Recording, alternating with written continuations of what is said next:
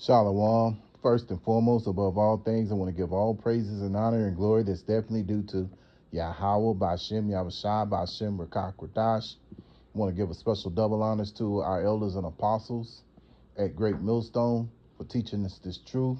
And peace and salutations to the elect. May the blessing of election be upon your household, on your sincere brothers and your few sisters out there that listen and take heed to the true doctrine of Yahweh Shem Yahushai as spoken by his servants, the prophets. And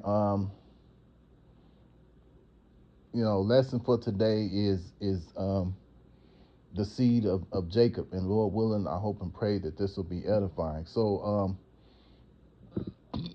I was looking at something on TikTok, and this Jake was on there, and he was saying that talking about the hostages and the hostage situation, because I guess apparently they're these the Iranians have taken some hostages, and some of them were Jakes, and they said that they were going to release those Jakes, and he was like, the Jake that was doing the video, he was like, I wonder why he's um, releasing the hostages. And well, their reply was basically that they're already being persecuted in their own, in America already. We have nothing against them, you know, which proves that Esau is people are realizing and waking up to Esau, and they're realizing that he's the scum of the earth right now, and he's the one that's causing all the things that's going on in the earth, you know. Also, as far as those over there, you know, and I say this too, that a lot of those Iranians could be actually the seed of Jacob. And here's the proof of it right here. And I'll give you two scriptures, and you brothers and you few sisters out there, meditate upon them. Just go to Genesis chapter 9 and verse 7. And you be ye fruitful and multiply, bring forth abundantly in the earth and multiply therein. Yeah. So you have to understand that, the Lord gave a command that we would be, that we should be fruitful and multiply in the earth, And when you think about the seed of Jacob, that's exactly what they've done. When you think about the tribe of Ephraim, it's not Ephraim. I forgot exactly what tribe it is, but it said one of the tribes' names was be fruitful. He be fruitful, but Salakia, I can't think of which one it was, but yeah, man. But he is fruitful, and so really with the tribes, period. You got to understand, Jake has been scattered throughout the whole, throughout all the nations.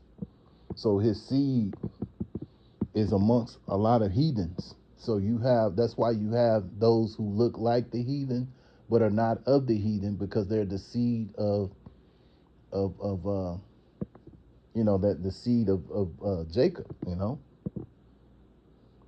So this is part of the curses. The Lord drove us into a lot of nations.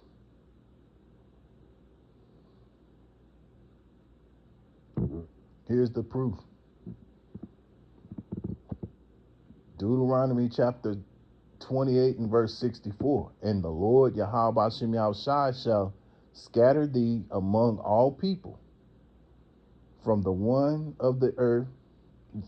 end of the earth, even unto the other, and there thou shalt serve other gods, which neither thou nor thy fathers have known, even wood and stone. Yeah.